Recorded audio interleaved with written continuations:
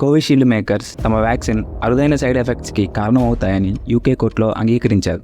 British pharma దిగ్గజం AstraZeneca మరియు Oxford యూనివర్సిటీలు కోవిషీల్డ్ని డెవలప్ చేయగా సీరం ఇన్స్టిట్యూట్ ఆఫ్ ఇండియా దానిని ఉత్పత్తి చేసి గ్లోబల్లీ సరఫరా చేశారు.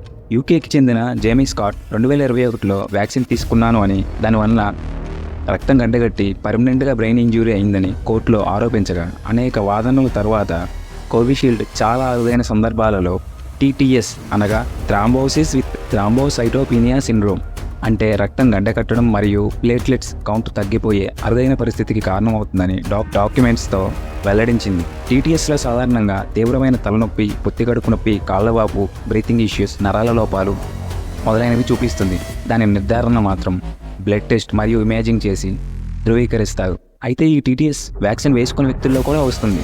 ఈ వ్యాక్సిన్ వలన టీటీఎస్ ప్రేరేపించబడింది అనడానికి నిపుణులు ధృవీకరణ అవసరం.